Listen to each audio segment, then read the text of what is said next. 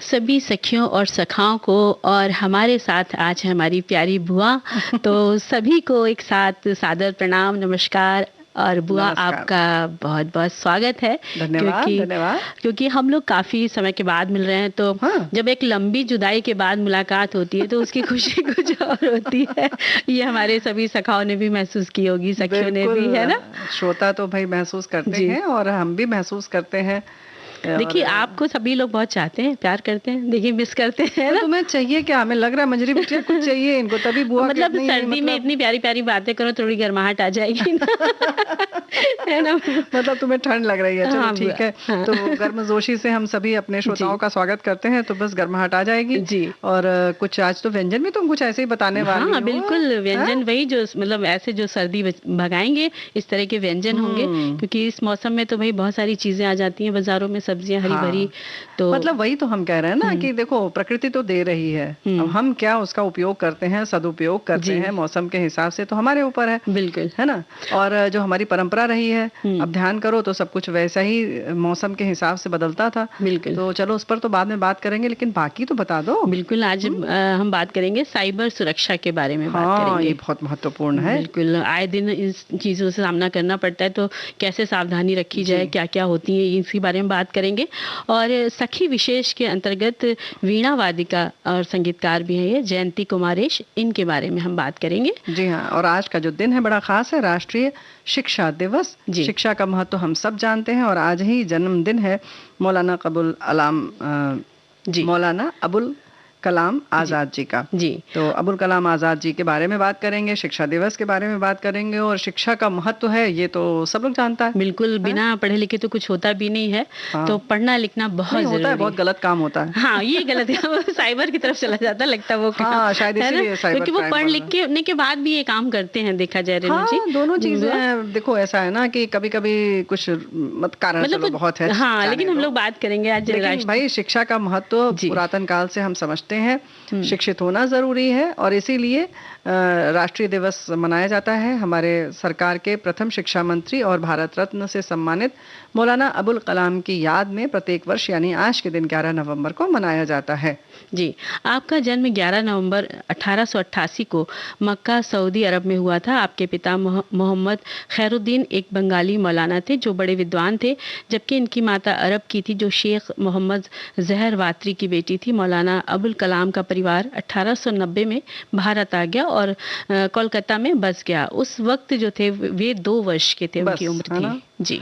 और फिर अगर हम बात करें 13 वर्ष की उम्र की बात, तो उस समय आपकी शादी हो गई जुलेखा बेगम से, और आपका असली नाम अबुल कलाम गुलाम मोइनुद्दीन है, लेकिन अब मौलाना अबुल कलाम आज़ाद के नाम से जाना जाता है। और आप एक महान स्वतंत्रता सेनानी, वैज्ञानिक, राजनेता और कवि भी थे, और देश के प्रति प्रेम और आज़ादी की लड़ाई में हिस्सा लेने के लिए बहुत बड़ी बात है मंजरी बिटिया, है ना, कि अपने पेशेवर काम को भी इन्होंने तिलांजलि दे दी। जी, और अरबी फारसी भाषा का ज्ञान आपको था, जिसके लिए पूरी तालीम आपने ली थी।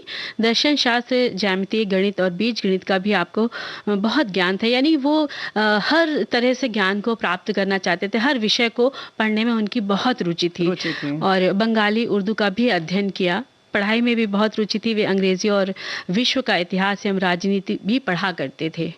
और आप एक मेधावी छात्र थे। वे वैज्ञानिक शिक्षा पर विश्वास रखते थे और कई विश्वविद्यालयों और संस्थानों का आपने निर्माण भी करवाया, और जहां उच्च दर की शिक्षा मौजूद उन्होंने करवाई। मौलाना आज़ाद, देखो इस मामले में तो हमारे साथियों ने बड़ी जानकारी हमें दी है। जी। मौलाना अबुल कलाम आज़ाद जी 1947 से 58 तक भारत के शिक्षा मंत्री रहे। भारत के पहले शिक्षा मंत्री के रूप में ग्रामीण गरीबों और लड़कियों को शिक्षित करने पर जोर दिया। मौलाना अबुल कलाम जी द्वारा भारत के कुछ सबसे महत्वपूर्ण शैक्षणिक संस्थानों की स्थापना की गई थी। केंद्रीय शिक्षा संस्थान दिल्ली, जो अब दिल्ली विश्वविद्यालय का शिक्षा विभाग है। 1951 में पहला भारतीय प्रौद्योगिकी संस्थान IIT खड़गपुर, और 1953 में विश्वविद्यालय अनुदान आयोग, भारतीय विज्ञान संस्थान IISc बैंगलोर, दिल्ली विश्वविद्यालय के फैकल्टी के विकास में भी महत्वपूर्ण भूमिका थी। क्या बात है। और सन 1979 में मौलाना आज़ाद के जन्मदिवस पर भारत सरकार द्वारा शिक्षा को देश में बढ़ावा देने के लिए मौलाना आज़ाद एजुकेशन फाउंडेशन बनाया गया। अनेक शिक्षा संस्थान, स्कूल, कॉलेज आपके नाम पर रखे गए। और भाई जन्म दिवस की बात करें तो 1989 की बात जैसे तुमने बताई ना कि एजुकेशन फाउंडेशन ही इनके नाम पर बना दिया गया। तो भाई शिक्षा में इतना योगदान है तो ये तो होना ही था। और इन्होंने ऐसा नहीं किया, बदलाव भी बहुत सारे लाए, बहुत शुरुआत की, और इसीलिए तो शिक्षा के संस्थापक कहे जाते हैं।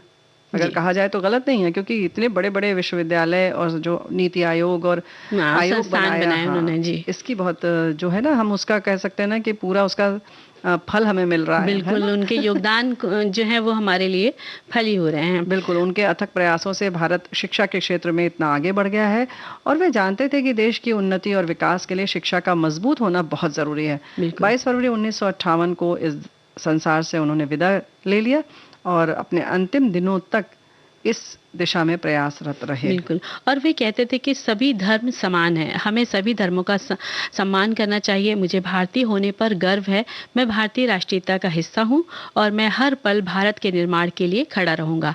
लोकतंत्र का जीवित रहना बहुत ज़रूरी है।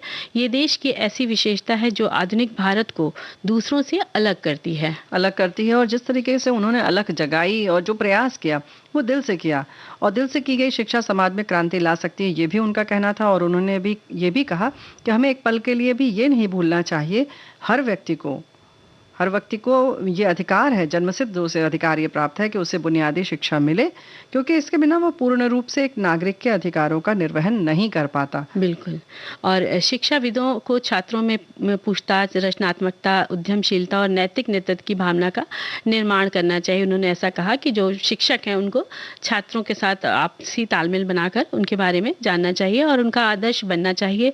महान सपने देखने वालों के महान सपने हमेशा पूरे होते हैं, इसलिए शिक्षा सबके लिए ज़रूरी है। ये किसी में भेदभाव नहीं करती है, और जो शिक्षित होना चाहता है वो शिक्षा प्राप्त कर सकता है। और इसके साथ ही उन्होंने स्त्री शिक्षा पर भी बहुत विशेष बल दिया उन्होंने। और हर वर्ष जैसे कि होता है कि हर कोई दिन हम मनाते हैं तो उसकी विशेष थीम होती है। तो हमारे एक साथी ने लिखकर भेजा है कि इस बार की थीम है चेंजिंग कोर्स ट्रांसफॉर्मिंग एजुकेशन, यानी कोर्स बदलना, शिक्षा को बदलना, बल्कि यूं कहें कि कोर्स बदलना और शिक्षा में आमूलचूल परिवर्तन। ये थीम इस बात की ओर इशारा करती है कि वर्तमान व भविष्य की ज़रूरतों के हिसाब से शिक्षा व्यवस्था को बदलने की कितनी ज़रूरत है। बिल्कुल, और बच्चों की शिक्षा पर भी उन्होंने बल दिया। और आज के दिन बहुत सारे कार्यक्रम आयोजित होते हैं, तो शिक्षा तो सबके लिए ज़रूरी है, और हमारे लिए ज़रूरी है कि एक प्यारा सा गीत सुनिए। केवल हमारे लिए, हम सबके लिए। श्रोता भी तो इंतजार कर रहे होंगे। जी, तो सुनते हैं।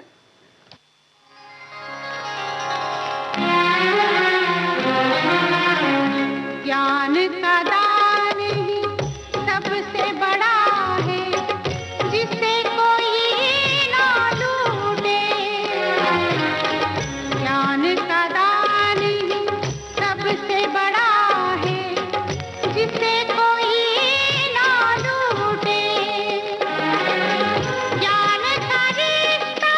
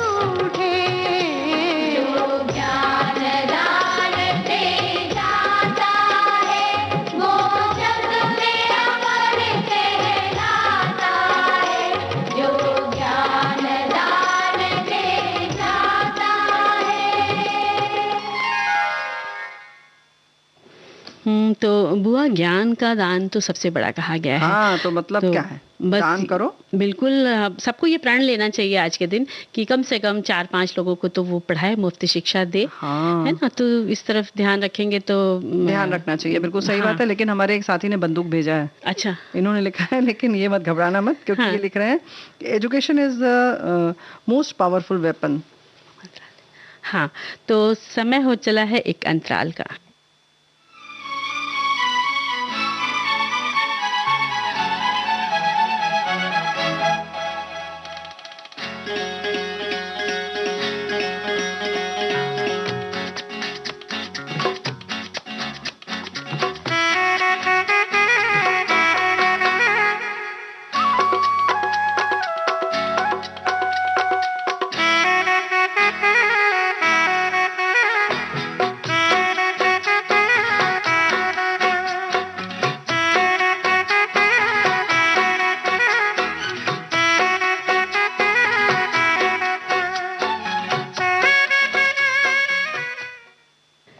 अंतराल के बाद एक बार फिर सभी का स्वागत है बुआ, और आपका भी स्वागत है ना? बिल्कुल, बहुत बहुत धन्यवाद। और तो स्वागत हम करते हैं अपनी सखी विशेष में जयंती कुमारेश जी का, जी, है ना? जयंती कुमारेश एक भारतीय वीणा संगीतकार हैं। वे एक ऐसे संगीतकारों के वंश से आती हैं जहां बुआ 6 पीढ़ियों से कर्नाटक संगीत की स्वर लहरियां गूंज रही थी, क्या बात है। और लगातार अभ्यास से 6 पीढ़ियों ने संगीत की बुलंदियों पर अपनी कला का प्रदर्शन किया।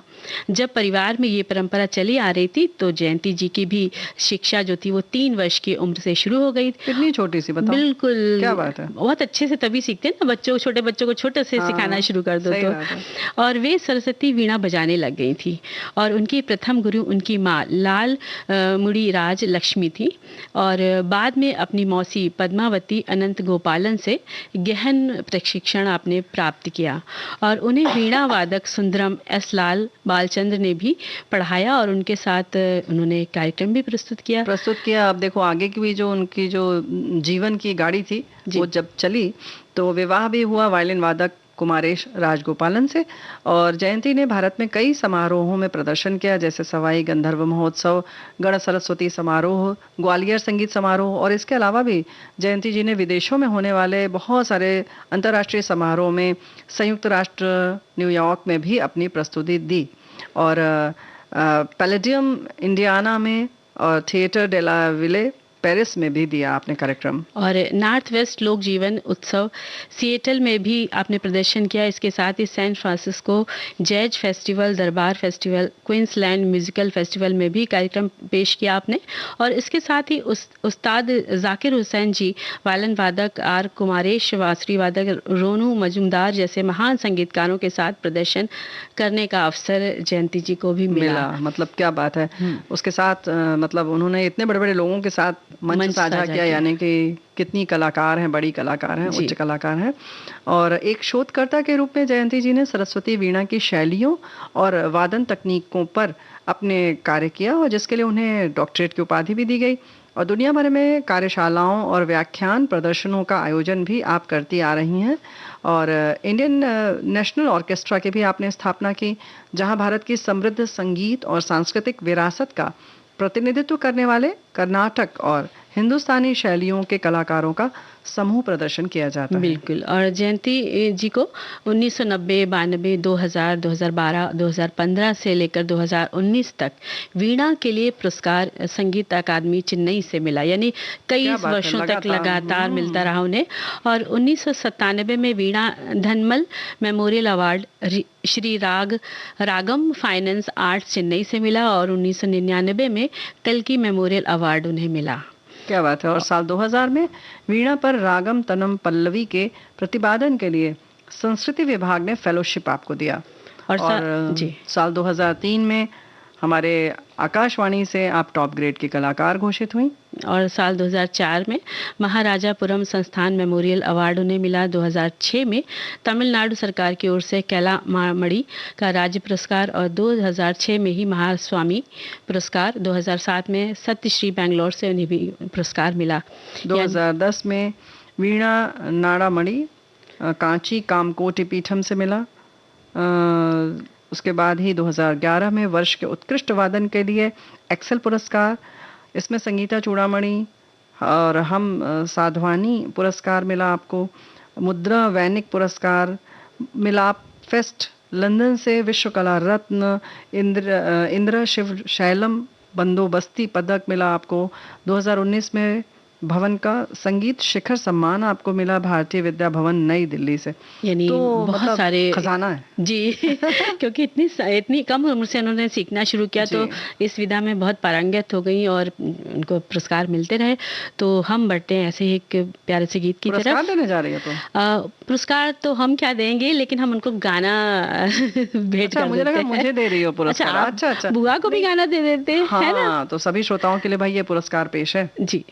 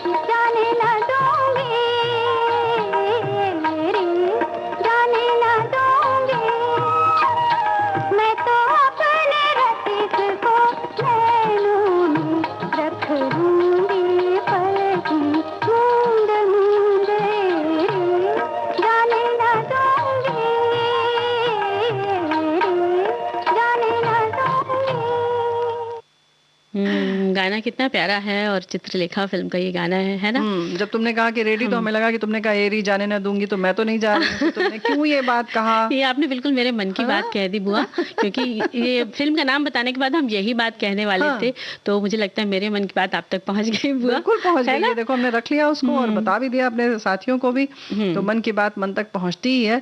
लेकिन जब जो पॉकेट सुरक्षा। का जो पैसा है ना, वो किसी और के पास पहुँचता है तो बड़ी तकलीफ होती है। बहुत ज़्यादा है ना? तकलीफ होती है और जो साइबर सुरक्षा की बात हम लोग करने वाले हैं तो उसमें हाँ। ये सब चीज़ें बहुत ध्यान रखने वाली होती है कि हमको कैसे, कहाँ पर, किस समय अपने कागज़ात को सुरक्षित रखना है, पैसों को सुरक्षित रखना है, अपनी जानकारियाँ जो व्यक्तिगत होती है वो हमें किसी से नहीं शेयर करनी है।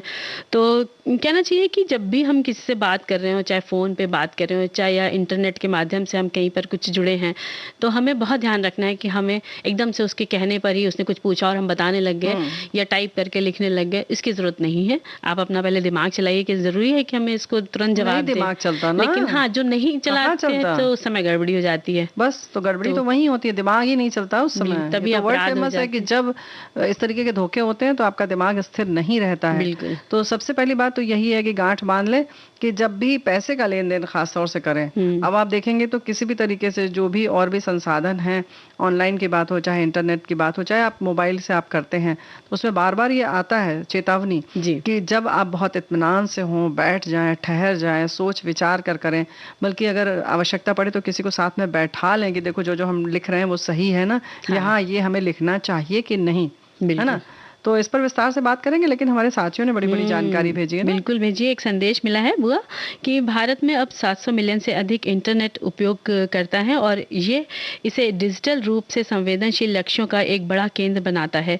हमारे देश के आकार और विस्तार को ध्यान में रखते हुए ये डिजिटल खतरों की निगरानी करने के लिए चुनौती के रूप में कार्य करता है। साइबर सुरक्षित राष्ट्र के लक्ष्य को प्राप्त करने के लिए भारत को एक मजबूत साइबर सुरक्षा रणनीति की आवश्यकता होगी, जो सरकारी प्रणालियों, नागरिकों और व्यापार पारिस्थितिकी तंत्र की सुरक्षा करे। ये न केवल नागरिकों को साइबर खतरों से बचाने में मदद करेगा, बल्कि अर्थव्यवस्था में निवेशकों का विश्वास भी बढ़ाएगा। तो भाई ऐसी जानकारी हमारे भी और साथी ने भी लिखा है कि डिजिटल उत्पादों के इस बढ़ते उपयोग के साथ साथ डिजिटल अपराध का भी तेजी से विकास हुआ है। ऑनलाइन डाटा का आदान प्रदान किया जाता है। इस डाटा को कुछ लोग बिना हमारी अनुमति के चुरा लेते हैं, गलत प्रयोग करते हैं। गलत गतिविधियों से बचने के लिए साइबर सुरक्षा का होना आवश्यक है, क्योंकि कोई भी नहीं चाहेगा कि उसके ज़रूरी डाटा किसी हैकर के पास उपलब्ध हो जाए जो इसका गलत प्रयोग करे। तो इससे बचने के लिए सिस्टम सॉफ्टवेयर को अपडेट करना चाहिए, कंप्यूटर में हमेशा एंटीवायरस का प्रयोग करना चाहिए। लेकिन मंजरी बिटिया ऐसा है कि ये तो बहुत बड़ी जानकारी, उन्होंने वाकई बड़ी गंभीर जानकारी दे दी। जबकि एक बात और है कि हम ये भी बताना चाहते हैं कि रोजमर्रा की जिंदगी में किस तरह से हम ठगी का शिकार हो जाते हैं और कैसे हमारे पैसे जो है, जो खून पसीने की कमाई है, वो कैसे एक पल भर में चुटकी बजाते किसी और के पास चली जाती है और अच्छी धनराशि भी कभी-कभी चली जाती है। ये बहुत ज़्यादा ध्यान रखने वाली बात है, क्योंकि कई बार होता है कि हमारे पास एक कॉल आती है कि आपका बैंक का है, आपका ये बैंक है और आपको अपने सारे अपडेट करने हैं, आप अपना वो बताइए, बैंक का ओटीपी वगैरह है, पहले पूरा विवरण बताइए, हाँ, बताइए, फिर अपना कभी-कभी तो पूछ लेते हैं कार्ड नंबर बताइए। अच्छा, ज्यादा आपको जानकारी नहीं है तो वो सीवीवी नंबर नहीं कहेंगे कार्ड पलटिए, उसके पीछे जो 3 नंबर लिखा है वो बता दीजिए, और देखिए अभी आपके फोन पर कुछ नंबर आया होगा वो बता दीजिए। तो बस इस तरह से हम बंधते चले जाते हैं। बिल्कुल, एक के बाद एक ऐसे क्वेश्चन करेंगे कि आप उससे निकल नहीं पाते, आपको लगता है ये सही, और आपका नाम इतनी कॉन्फिडेंस से बोलेंगे क्योंकि उनके पास जानकारी होती है आपके नाम वगैरह की, तो उस समय आप जल्दी से ना दें अपना सारा स्टेटमेंट। इसके संग संग एक बात और होता है कि ये तो कभी हो गई कि फोन आपके पास आया, कभी कभी संदेश आता है। संदेश में अक्सर ऐसे नाम होते हैं, जैसे भारतीय रिजर्व आरबीआई लिखा है, तो आरबीआई में कभी कभी आरबीआई आर लिख देंगे, तो आपको एकदम से देख के ऐसे लगेगा कि ये तो भारतीय बैंक है, हमारे देश का बैंक है और बड़ा जाना पहचाना नाम है, तो आप उसके लगता है कि जो जो ये मांग रहा है कर दो। तो एकदम तटस्थ होकर बहुत अच्छी तरीके से बार बार देखें। अगर आपको नहीं कुछ गड़बड़ जरा भी लग रहा है तो अपने साथी, किसी जो पास में है परिवार का सदस्य, उसको दिखा लें कि भाई ये ठीक है या नहीं है। क्योंकि अक्सर ऐसा आता है कि इतना अकाउंट आपके पैसे में हमने जमा कर दिया है और आप इसे चेक कर लीजिए, तो फिर आप उस साइट पे चले जाते हैं। और कई बार कई विभागों से भी आता है, कॉल आती है कि आपका ये पेमेंट नहीं हुआ, ये बिल बाकी है तो आप भर दीजिए।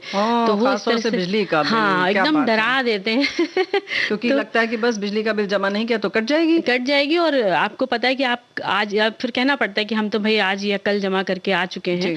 ये कैसी कॉल आ गई, तो फिर वो घबराते हैं कि फिर जल्दी से फोन काट देंगे। तो इससे पहले कि हम और बातें करें, अब ले लेते हैं एक अंतराल।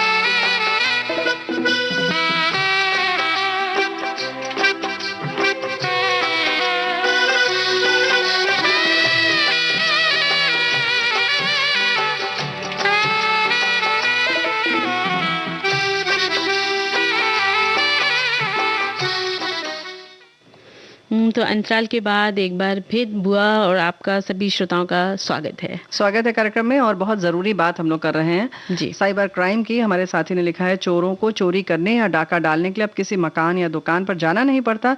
आज के चोर अब टेक्नोलॉजी का दूर उपयोग करने में माहिर हो गए हैं। आजकल हमारे ज्यादातर बैंकिंग या शॉपिंग ऑनलाइन हो रहा है, तो इसके प्रति सजग रहना होगा और इनामों की लालच देने वाली किसी अनजानी साइट से बच कर रहना बहुत जरूरी होगा। बिल्कुल, बहुत जरूरी है। और हम सोचते हैं और बातें करें या फिर पहले गीत सुन लेते हैं? हाँ, हमें तो लगा कि तुमने अंतराल लिया तो हमने कहा नहीं, अब एक गीत भी सुनाई दो इसी समय। ठीक है। हाँ।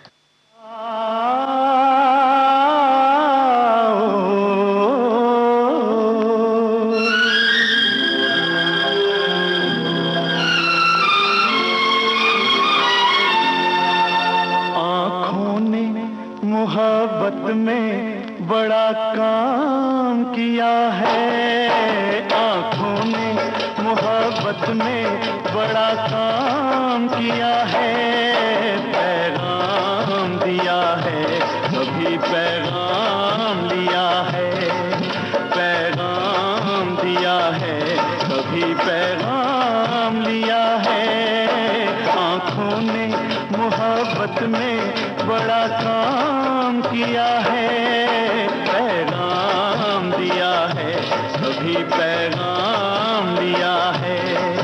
पैगाम दिया है, कभी पैगाम लिया है।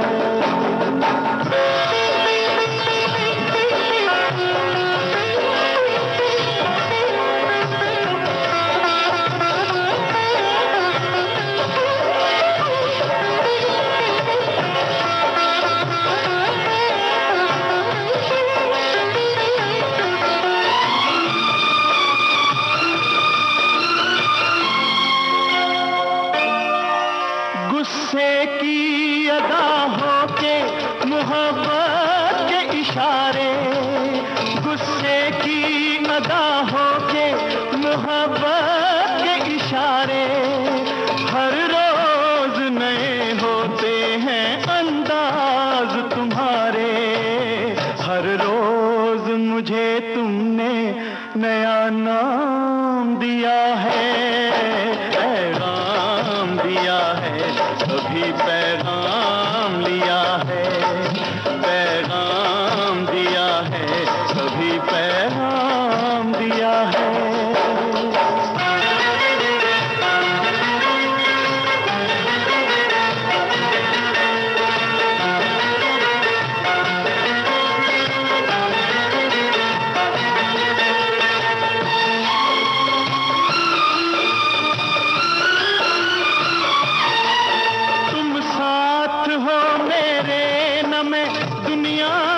डरूंगा तुम साथ हो मेरे, न मैं दुनिया से डरूंगा। मैं दर्द मोहब्बत की शिकायत न करूंगा।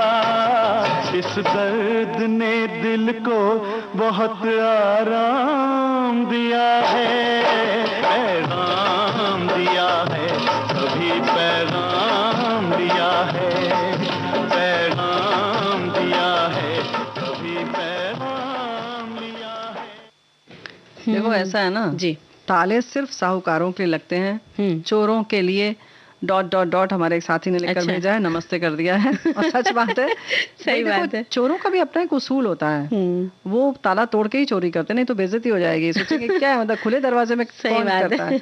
लेकिन ये जो साइबर वाला जो ताला है और वो चोर हैं, वो बिल्कुल अलग तरह के हैं। बिल्कुल उनके उसमें ना बारे कोई में हाँ ढूंढना खोजना समझना बड़ा मुश्किल हो जाता बहुत है। मुश्किल है। और देखिए ना, एक कमेंट आया है कि इंटरनेट उपयोग करते समय कभी भी किसी अनचाहे व अनाधारित लिंक पर क्लिक नहीं करें।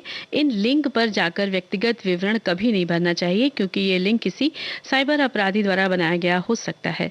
डिजिटल उत्पादकों के उपयोगकर्ता को अपना ओटीपी, पिन, खाता का विवरण, एटीएम, क्रेडिट कार्ड का विवरण आदि कभी भी किसी को नहीं बताना चाहिए। अपने सिस्टम में कभी भी किसी पायरेटेड सॉफ्टवेयर का प्रयोग ना करें, ये आपके सिस्टम पर साइबर हमलों का कारण बन सकता है। और आगे ये भी लिखते हैं कि बैंकिंग के लिए जरूरी है सभी लोग डिजिटल बैंकिंग के फायदे को समझें।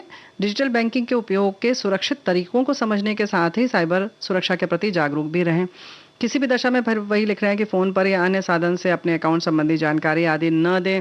और ये लिख रहे हैं कि केवल साइबर सुरक्षा द्वारा कंप्यूटर सिस्टम व इंटरनेट को सुरक्षित नहीं बनाया जा सकता है, इसलिए हम सबको और साइबर सुरक्षा को मिलकर काम करना होगा, नहीं तो हम भी किसी साइबर हमले का शिकार बन सकते हैं। बिल्कुल। बात बिल्कुल सही है ना कि आप एंटीवायरस डालें या अपडेट करें या कुछ भी करें, या लेकिन कोई ऐप आप डाउनलोड कर रहे हैं, हाँ तो वो भी दिक्कत करते हैं, उससे भी जी। हो जाता है, जानकारी लेने लगते हैं। इसी तरह एंटीवायरस जैसे अभी कहा ही है, बच्चों के गेम होते हैं, उनमें भी कई चीजें मांगते हैं, तो हम गलती से चले गए और हमें नहीं इतना ध्यान है, आप क्लिक करते चले जा रहे हैं, तो लास्ट में आप कहीं ना कहीं फंस जाएंगे। बिल्कुल है ना? और जैसे कि हम लोग बात कर रहे थे कि अक्सर बिल वगैरह देते हैं कि आपका बिल अभी जमा नहीं है या आपके मकान का ये दिक्कत है, अगर आप ये नहीं बताएंगे, नहीं करेंगे तो आपका मकान में दिक्कत आ जाएगी, या आपका लोन चल रहा है तो इसमें आपके ज़्यादा इंटरेस्ट लग जाएगा, तो हमें लगता है ज़्यादा पैसे का नुकसान होगा, तो चलो हम कुछ व्यवस्था कर लें। या एक बात और होती है, जैसे आपकी कोई स्कीम चलती है, चाहे मेडिकल क्लेम की स्कीम चल रही हो या लाइफ इंश्योरेंस वाली हो, जीवन सुरक्षा की, तो कुछ ऐसे कभी कभी फ़ोन आते हैं कि आपकी जो ये स्कीम चल रही है,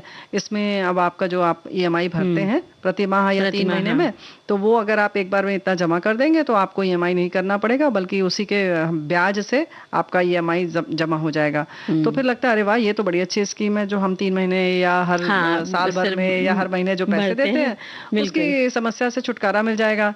तो कहते हैं बस आपको इतना करना है। तो कुछ चीज़ें हैं, उसके लिए थोड़ा सा सजग हो जाइए, या जब भी ऐसी बात आए तो हमें लगता है कि 1-2 दिन के लिए आप बात को टाल दें कि भाई कल करिएगा फोन। हाँ, उससे आपको कई लोगों से पूछने का मौका मिलेगा, खुद सोचने का मौका मिलेगा। और अक्सर ऐसा भी देखा गया है कि ऐसे जो क्राइम करने वाले लोग होते हैं, वो फिर दूसरे दिन उतना प्रयास नहीं करते हैं, वो नए शिकार की खोज में लग जाते हैं, उन्हें लगता है कि पता नहीं ये पटेगा कि नहीं। बात है ना? बिल्कुल।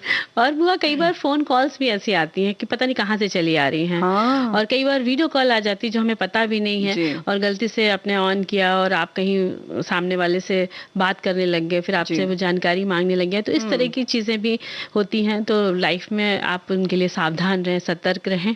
और एक बहुत महत्वपूर्ण बात अभी और शुरू हुई है, जैसे अक्सर हम लोग नई पुरानी चीजें खरीदते हैं ऑनलाइन, जैसे पुरानी चीजें भी खरीदने का, तो वो कहते हैं कि सामान ये रखा है, आइए ले जाइए। अच्छा, उसमें अक्सर ऐसा होता है कि वो ये कहते हैं कि भाई हम भारतीय सेना से हैं और हमारा तबादला हो गया है, और आप तो फिर ऐसा होता है कि एक भारतीय सेना के प्रति सबको बहुत सम्मान है और सबको एक प्रामाणिकता है, लगता है कि नहीं, इनके ऊपर विश्वास हम कर सकते हैं जी। और फिर इस तरीके में भी कभी कभी आप झांसे में आ सकते हैं। फिर ऐसे में आप कभी कभी अगर आपको लगता है सामान लेना ही है आपको, तो पहले अच्छे से तहकीकात कर लें। इसमें एक चीज़ बहुत ज़रूरी है कि आप उनसे उनका आइडेंटिटी कार्ड मांग लें। आप उनसे कहिए कि हमें फ़ोन पर अपनी फ़ोटो भेज दीजिए, लेकिन यहाँ तक भी सुरक्षित नहीं है, अक्सर वो उसका नकली भी बना लेते हैं, है ना। तो अभी हुआ, तो फिर किसी हमारे एक साथी ने किया, फिर बोले कि नहीं हमें सामान देखना है, तो वो पहले बोले कि नहीं एयरपोर्ट पर रखा है और हम खोल नहीं सकते क्योंकि तबादला हुआ है, तो बस रखा हुआ है और हमारे पास तो आप एयरपोर्ट के अंदर नहीं जा सकते। तो उन्होंने कहा नहीं, हम भी कुछ जुगाड़ लगाएंगे और हम आ जाएंगे, और नहीं तो आप तो है ही, आप दिखाइए हमको, सामान ऐसे कैसे खरीद लें। तो फिर तब वो समझ गया कि ये बहुत ज़्यादा खोजबीन कर रहे हैं, तो 2-3 दिन जब हो गया तब उसने गुस्से में आके फिर कह दिया कि नहीं, मेरा यहाँ मुंबई एयरपोर्ट पर नहीं है, अहमदाबाद एयरपोर्ट पर सामान रखाएंगी। अच्छा रहा, खोजबीन करा, इतने सारे क्वेश्चंस किए तो खुद ही हिल गए वो। खुद ही हिल गए और उससे ये समझ में आ गया कि दूध का दूध पानी का पानी हो गया। और ऐसे लोग पेमेंट पहले मांगते हैं शायद हाँ, ना? उन्होंने बिल्कुल कि- यही कहा। सबसे बड़ी बात, बहुत हाँ। अच्छी बात तुमने याद दिलाई। उन्होंने कहा 20% हमें पहले चाहिए एडवांस। अच्छा, कैसे दे दें जब तक हमने देखा ही नहीं नहीं आपका तो कुछ भी। उनको भाई, अब आप कुछ समझिए ना, 60,000 का हाँ। था सब फर्नीचर वगैरह, तो 20% वो मांग रहे थे। तो ऐसा लगा कि इतना सस्ता वो दे रहे थे, इतना हाँ। अच्छा उसका मतलब चीज़ गुणवत्ता है। इतनी अच्छी चीज थी कि सच में वो महंगा सामान था। 80,000 का सामान वो 60,000 में दे रहे हो, सही तो बात आपको है। लगेगा ही कि चलो ठीक है, 20% भेज देते हैं, 20% तुरंत दे देते ऑनलाइन हैं। पेमेंट कर देते हाँ, हैं। तो एक लालच फिर मन में वही सब अब आई। तब उसको लगा कि नहीं, ये इतना सस्ता भी कैसे दे रहे हैं। हाँ।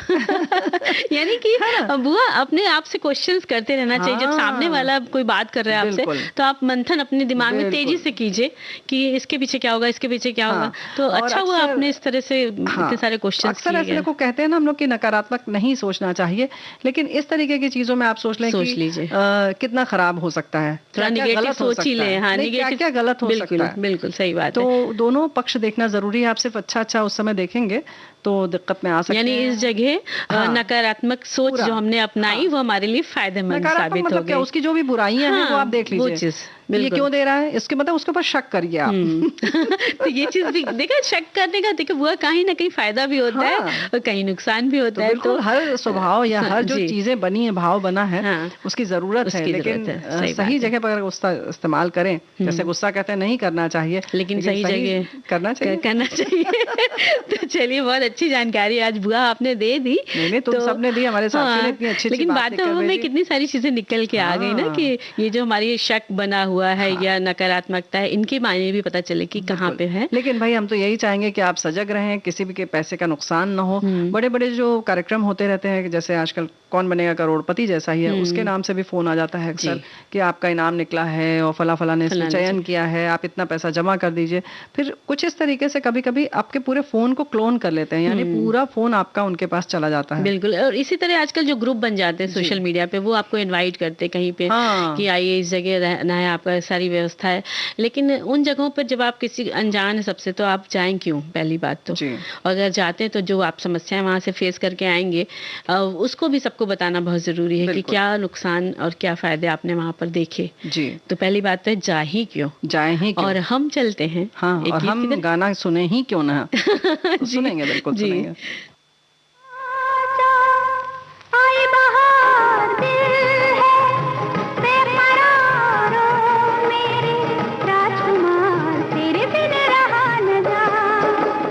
आजा, आई बहार दिल है बेकरारो मेरे राजकुमार, तेरे बिन रहा न जा। आजा।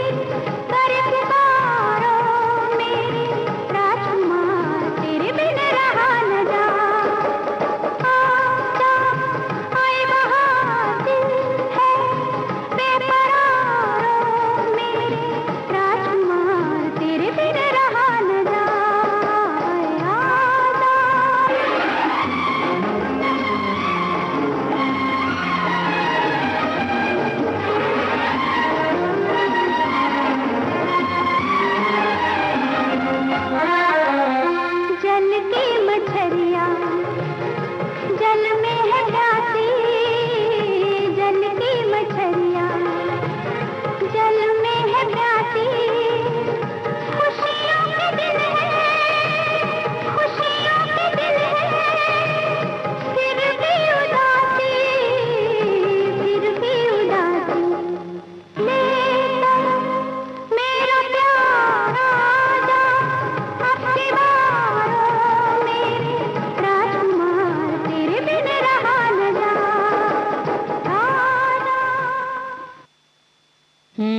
तो भाई आजा राजकुमार आजा इन्होंने गा लिया। और हम सोचते हैं कि अब इसी के साथ जब सब आई गई, महफिल जम गई है, तो क्यों ना व्यंजन की बात कर ली जाए। पहले सूप पिलाओगे?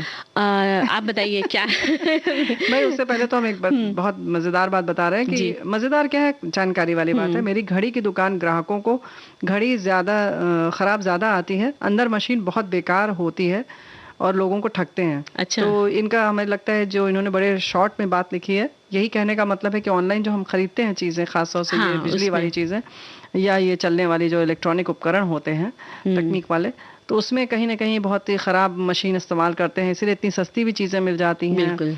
तो कुछ बड़ा चीजों ये से भी बचे रहना बड़ी अच्छी चाहिए। जानकारी, अच्छा विषय हाँ, है। बिल्कुल। और इस पर भी हम लोग बुआ बहुत सारी बातें कर सकते हाँ, हैं। हाँ। नहीं नहीं, अभी तो भाई सूप पिलाओ। अभी तो हाँ, सूप पिलाएं। हाँ, तो हम सोच रहे हैं कि आप बताइए। हाँ आप बिल्कुल बता देते हैं। भाई टमाटर कॉर्न सूप सभी जानते हैं। 4 टमाटर चाहिए, स्वीट कॉर्न चाहिए, ऑलिव ऑयल चाहिए, जैतून का तेल जो होता है पीने वाला और खाने वाला, 1 प्याज कटा हुआ, 10 लहसुन की कली कटी हुई, मक्खन 3 चम्मच, अदरक 1 चम्मच घिसी हुई, कस लें उसको, कद्दूकस कर लें। और टोमेटो प्यूरी भी चाहिए 2 चम्मच, और जो बाजार से मिलती है। नमक, चीनी, काली मिर्च पाउडर अंदाज से, हरी धनिया और ताज़ा क्रीम चाहिए। टमाटर को पहले धो लें, फिर भुट्टे के जो दाने हैं यानी कॉर्न का, उसको भी धो लें। उबलते पानी में चीरा लगाकर टमाटर डाल दें उबालने के लिए, 2-3 मिनट में पक जाएगा। फिर ठंडे पानी में रख दें इसे और इसका छिलका निकाल के और फिर सब हटा दें और फिर इसे काट लें और इसी तरह से पानी को भी उबाल लें। कॉर्न उबल जाए तो निकाल कर रख लें। अब एक पैन में क्या करें कि ऑलिव ऑयल डाल के प्याज कटा हुआ, लहसुन गोल काट कर भून लें और इसमें टमाटर डालें, मैश कर दें अच्छी तरह से, फिर पका लें थोड़ी देर। 1/4 पानी डालकर उसको पकाएं, थोड़ा सा पानी और बढ़ा लें। और ये तो देखना पड़ेगा हाँ, कि अपने टमाटर हिसाब में से। कितना रस है कितना नहीं। जी। फिर मिक्सी में पीस कर प्योरी बना लें और इसे छान लें। गैस पर फिर से पैन रखें। अब आपको क्या करना है कि 1 चम्मच बटर डाल दीजिए इसमें, अदरक डाल दें जो कसकर आपने रखी थी, और इसमें 2 चम्मच टोमेटो प्यूरी डाल दें जो बाजार से खरीदते हैं। अब इसमें जो टमाटर हमने पीसा था वो डाल लीजिए, थोड़ा सा नमक, चीनी और कॉर्न भी डाल दीजिए। फिर क्या करें कि काली मिर्च पाउडर भी थोड़ी सी डाल लीजिए, ये स्वाद के हिसाब से। लहसुन भी आप चाहें तो आप हटा भी सकती हैं। आधा चम्मच और बटर डाल लें। बटर तो आप और भी डाल सकती हैं जितना मन इसमें। करे। हाँ, थोड़ा सा बटर है और क्रीम आप सजा सकते जी, हैं ना। हरा धनिया कटी हुई जी। डाल लें। इसे गर्म गर्म सर्व करें तो उसके बाद अगर सर्दियों में चाहें तो हाँ ताज़ी बहुत क्रीम डाल लें। फायदेमंद, बिल्कुल मजेदार सूप बनेगा। तो बुआ बहुत अच्छा सूप बनाया। तो अब सोचते हैं हम बता देते हैं बाजरे की खीर, है ना। और इसकी सामग्री है कि बाजरे का दलिया आपको लेना है आधा कटोरी, मिल्क पाउडर लेना है 1 कटोरी, दूध 2 लीटर, कटे मेवे 1 कटोरी, केसर के धागे 6, घी 1 चम्मच, इलायची पाउडर आधा चम्मच और चीनी आपको स्वाद से लेनी है।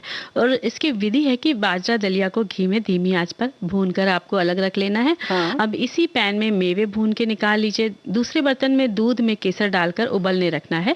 3-4 उबाल आने पर इसमें दलिया डाल दें। मिल्क पाउडर को कटोरी में लें और उसमें सादा दूध मिलाकर मिला लें अच्छे से। और अब इसे उबलते दूध और जो दलिया डाली थी आपने उस वाले में डाल दें। खीर को गाढ़ी होने तक आपको पकाना है और बराबर चलाते रहना है कि बर्तन में चिपके नहीं। पक जाए तो थोड़ी सी ठंडी हो जाए और तब आप इसमें चीनी मेवे डालकर एक बार धीमी आंच पर चढ़ाकर चीनी घुलने तक आप 2 मिनट तक पका लीजिए। और इलायची पाउडर डाल दीजिए और ये आपकी खीर, बाजरे की खीर तैयार। और सर्दियों में तो बहुत अच्छी रहती बुआ, और गरम ही गरम इसको सर्व करना है। भाई देखो, सर्दियों में बहुत सारी ऐसी चीजें आती हैं, जैसे मेथी है, सोंठ गोंद के लड्डू तो बनते ही क्या बात हैं, है। हमारे साथी ने लिखकर भेजा है। हाँ, और कच्ची हल्दी अदरक का भी हलवा बनाया जाता है। सर्दियों में इसे सुबह सुबह निहार मुंह खाया जाता है। शरीर में गर्मी रहती है और सर्दी खांसी एलर्जी भी दूर रहती है। अभी मार्केट में कच्ची हल्दी बहुत मिलने लगी है। इसे लाकर धोकर साफ करके इसका पेस्ट बना लें, थोड़ा उसमें अदरक मिला लें। और अगर 1 कटोरी आपका पल्प है तो उसमें 1 कटोरी चीनी लगेगी। क्या और बात आधा है। कटोरी या 4 बड़े चम्मच घी डालकर इसको अच्छी तरह भून लें। भूनते ही इसका रंग बदल जाएगा। अब इसमें आप शक्कर डालकर उसे थोड़ी देर और पकाएं। कढ़ाई छोड़ने लगेगा तब आप इसे उतार दें, सूखे बर्तन में रख लें और एक बड़े चम्मच से ज़्यादा नहीं खाएं क्योंकि इसकी तासीर गर्म होती है। आप सिर्फ अदरक का और हल्दी का अलग अलग भी इस तरह से हलवा बना सकते हैं। बिल्कुल। और हम सुन लेते हैं गीत। हम्म।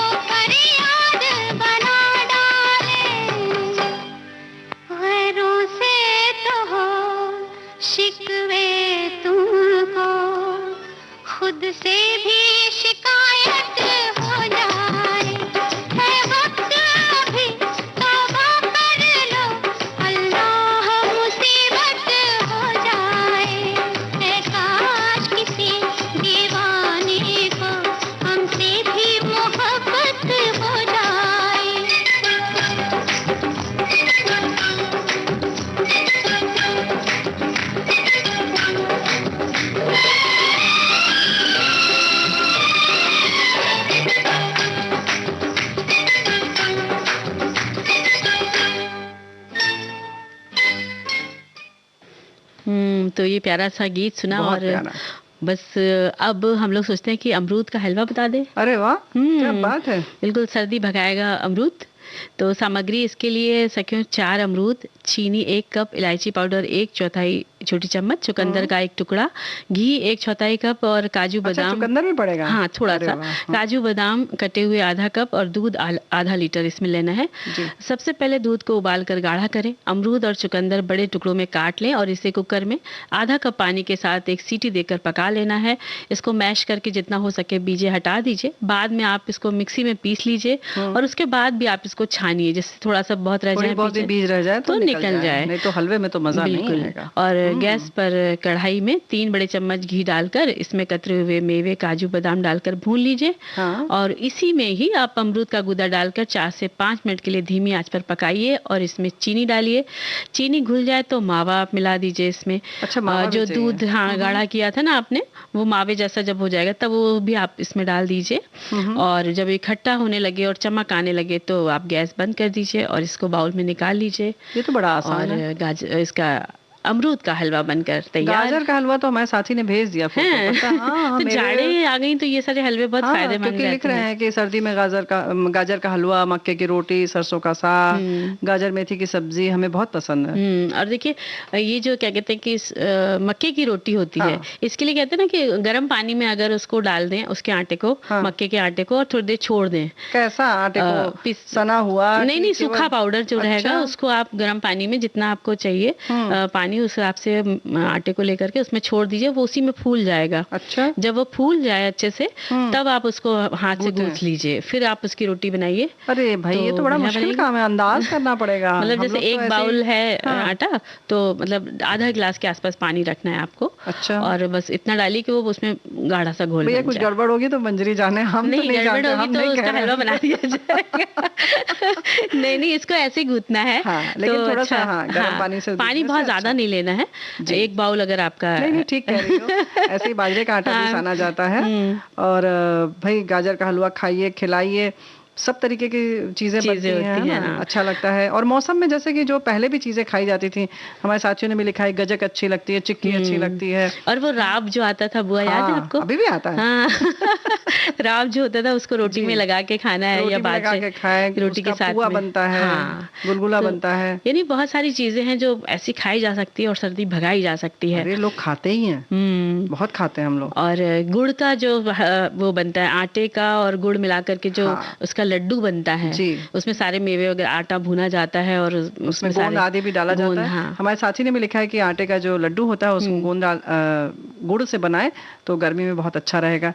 इसी तरीके से सोंठ या अदरक डाल के, और ये जो होता है सोठौरा, जो वैसे सौरी में जो बनता है, उसको भी थोड़ी कम अदरक डाल के या सोंठ डाल के आप गुड़ में बनाइए, मेवा डाल के उसको भी खाइए। लेकिन फिलहाल हम विदा लेते हैं। तो बाकी बातें फिर कभी होंगी। तो सभी को मंजरी वर्मा और प्यारी बुआ का नमस्कार।